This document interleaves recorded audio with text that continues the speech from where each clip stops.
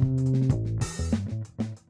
peu plus de sensations maintenant, un peu plus de sensationnel, pourquoi pas. Tout cela, évidemment, assaisonné hein, d'épices, j'ai envie de dire, artistiques. Voici Fidèle Anatole Baobab dans la rubrique Sans ça. Bonjour. Bonjour. Bienvenue. Merci. Beau chapeau. Ben merci. Merci. Alors, on poursuit avec notre série donc, consacrée à la notion de la variété en art. Et aujourd'hui, on va parler des arts oraux, Fidèle. Évidemment. Bonjour, chers téléspectateurs. Bonjour, mon cher ami. Alors, nous allons parler de variété. Je vais attirer l'attention de tout le monde sur quelque chose de très simple. Vous voyez souvent des gens qui, à longueur de journée, à longueur de semaine, à longueur de mois, portent des vestes. Ils ne portent presque que ça. Et pourtant, ils sont agréables à voir. Ils n'ont pas changé. Mais vous allez remarquer qu'ils changent juste de petites choses. Soit c'est une pincette de plus, soit c'est la manchette de cette manche longue-là qu'il a aujourd'hui, soit c'est que plutôt il met un t-shirt en bas, ou c'est le modèle lui-même de la veste qui est stylé par rapport à d'autres vestes qu'il porte. Donc il reste dans le même champ lexical de la veste, mais il varie. Il varie de feeling. Il peut même aller jusqu'à varier de couleur, à varier de ton, à varier de manière de porter ses vêtements. Donc le port peut changer. Ce sur quoi il pose, ça peut changer. Il peut aller jusqu'à mettre en dessous un pagne traditionnel et il met sa veste, ainsi de suite. Donc c'est la notion de variété. Pour nous dire qu'en vérité, quand nous parlons de notion de variété, on a l'impression que c'est seulement lié à l'art. C'est vrai que c'est aussi l'art vestimentaire. C'est lié à tout dans la vie. C'est lié au repas, par exemple. À l'alimentation. À l'alimentation. Et c'est vrai, c'est aussi de l'art culinaire. Donc finalement, comme on le dit, chacun apprécie midi à sa porte parce que chacun est philosophe à sa manière. Donc on est presque tous des artistes, il y a de l'art en tout. En tout et dans tout. Plus précisément, les arts oraux. Nous savons bien que notre culture est essentiellement orale, puisque nous sommes une terre d'oralité. Tout est basiquement parti de l'oral parce que l'écrit n'était pas développé, il n'y avait pas les 4 murs de l'école, il fallait passer tous les messages par l'oral. C'est ainsi que les arts de l'oralité sont nés. Et au nom des arts de l'oralité, nous pouvons parler de l'humour, qui est l'une des premières choses parce que l'homme, étant venu dans un monde très coriace, a tendance à aller vers ce qui est à l'antipode, c'est-à-dire le rire. Et du coup, l'humour est né. Il y a l'humour qui est donc un art oral. C'est très important de le dire. On n'a pas l'impression, on croit que l'humour est dans le théâtre comme ça, de manière vaseuse. Non, l'humour, c'est des arts de l'oralité. Ça appartient aux arts de l'oralité. Nous avons les panégyriques claniques. Dedans, nous avons les clans qu'on essaie de louer. Il y a aussi les rois, les Rakomlamla, les Dadamlamla aussi, sont dans cette catégorie-là. Nous avons la chanson. La chanson est un art oral, oui. Ça appartient au champ des arts de l'oralité. Nous avons le conte, nous avons la poésie, nous avons le slam, qui est le nouveau-né de tout ça. Il y en a d'autres, ce n'est pas exhaustif. Alors, nous allons parler de variétés liées à ces formes d'art. Et le tout premier exemple que je vais prendre, c'est celui qui me concerne le plus, donc le conte. Le conte. Quand nous abordons le conte, nous remarquons pour la plupart du temps que nos contes sont souvent accompagnés de chansons et souvent accompagnés de proverbes et autres. C'est déjà de la variété. C'est-à-dire que nous sommes au niveau du conte, qui est une histoire à raconter, mais on ne raconte pas de manière linéaire cette histoire. On essaie de la ponctuer d'un certain nombre d'éléments qui viennent colorer, qui viennent changer le ton, qui viennent changer le cap à certains niveaux. Et déjà ce travail, comme je le disais souvent au niveau du conte, je vais être rigoureux encore une fois, commence depuis le texte. L'écrivain, ou du moins celui qui est conteur et qui est en même temps auteur de son propre texte, parce que pour la plupart du temps, on écoute les histoires et après on les transcrit, on les retraduit et on les réadapte à l'écrit maintenant pour avoir de la paperasse. Et après, on passe à la table, finir ce travail avant de monter sur la scène. Tout ce travail, eh bien, suit la norme de la variété. La norme de la variété, en ce sens que quand vous prenez le texte et que vous l'avez déjà écrit ou que vous êtes en train de l'écrire, vous devez penser à la variété en disant, OK, ici, j'ai déjà utilisé tel style. Et si ici, je variais un peu. Après, et si je variais un tout petit peu encore. Je donne un exemple très simple. Je veux, disons, raconter l'histoire d'une fourmi qui est rentrée dans la jupe d'une dame. Okay. D'accord. Je commence par parler de la fourmi et tout. Je dis, ben, et si je mettais, disons, une surprise d'abord avant de continuer? C'est de la variété. D'accord. Et quand le truc est allé dans la jupe de la dame, et si je mettais un suspense? Okay. C'est de la variété avant de faire découvrir. Donc, même les effets que nous mettons dans les spectacles, c'est souvent de la variété déjà. Et quand le test est fini et que le test il est assez varié, on passe à la table. Et quand on est à la table aussi, on travaille sur la variété. On dit, OK, cette partie, je vais essayer d'accélérer. Okay. Ici, je vais dire ça normalement. Okay. Ici, je vais décélérer compte tenu de l'émotion qui est là. Ici, je vais dire ça de manière saccadée.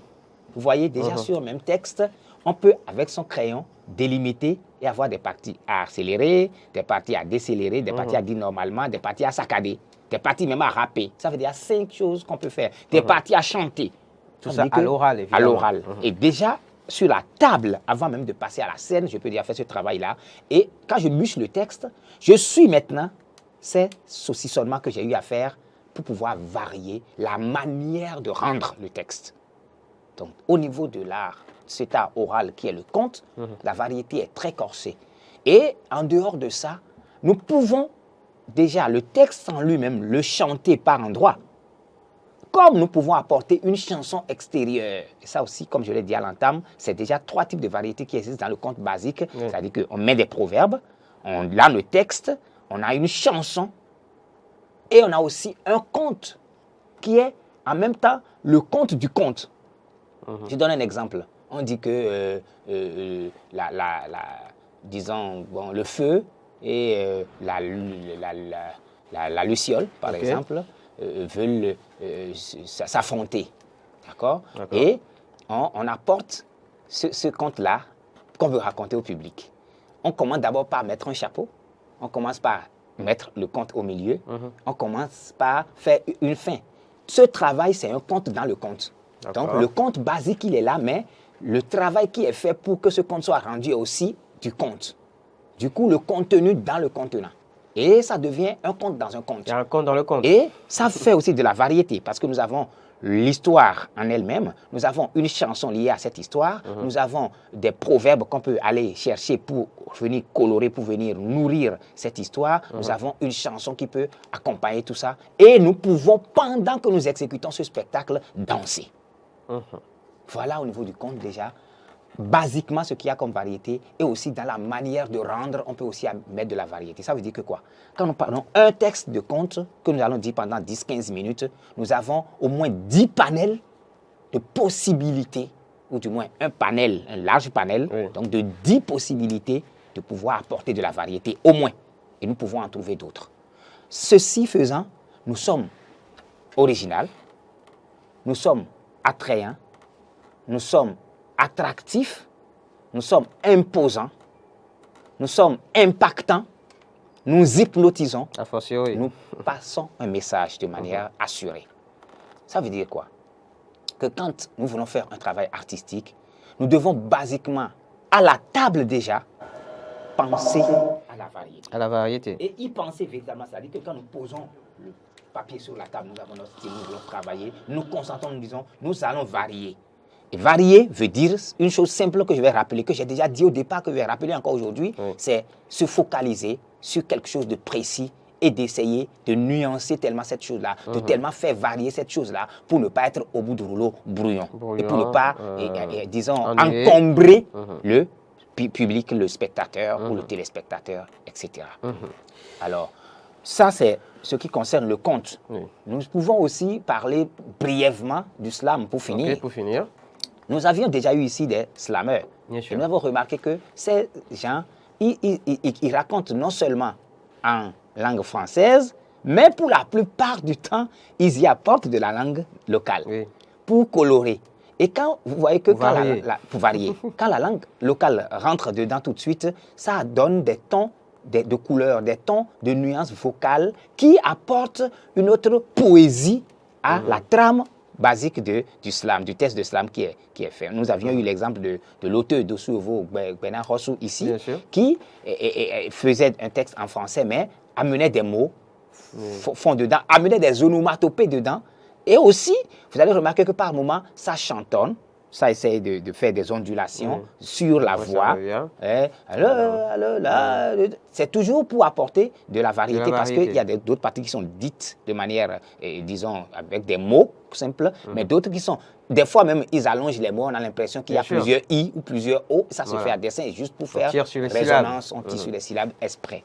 Donc, c'est aussi de la variété au cœur du dit, du slam.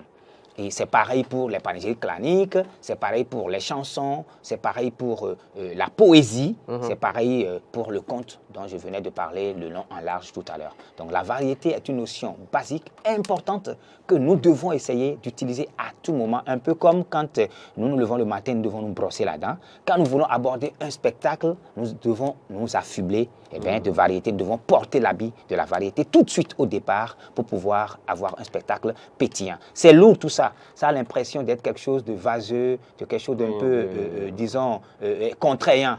Mais au bout du rouleau, le résultat est pétillant. Moi, il m'arrive des fois, je viens et déjà pour accueillir le public, je suis en train de dire « Préparez-vous au rire ». Préparez-vous aux larmes, préparez-vous à l'admiration, car aujourd'hui, je vais vous raconter l'histoire de... Tu vois, là, je suis dans un style un peu rapologique, mais en même temps, j'ai commencé par chanter tout simplement. Et c'est le texte. Et c'est le texte que j'ai chanté. Préparez-vous au rire. Préparez-vous au larmes, préparez-vous à l'admiration. C'est ça que j'ai dit, mais en chantonnant. Il arrive aussi des fois où, dans les histoires basiques du Bénin, il y a l'histoire de, souvent, Yogbo, Yogbo Bonozé, il vole quelque chose, après il va quelque part, il ne meurt jamais et tout ça. Et il y a des trucs dans le genre,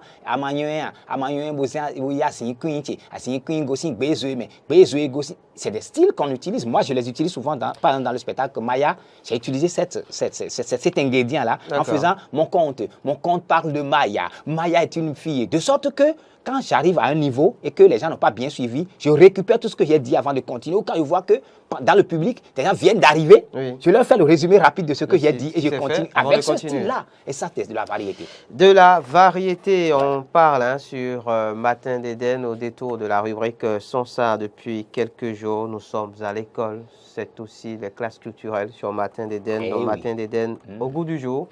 Les classes culturelles qui sont d'ailleurs opérationnelles dès cette rentrée scolaire. On reparlera évidemment en plateau. Merci fidèle Anatole Baba. Merci. Agréable suite de journée. Merci. Et à lundi prochain peut-être pour un nouveau numéro. Évidemment. De Sonsa. Je dis merci à Eden TV pour la confiance renouvelée. Merci à vous téléspectateurs.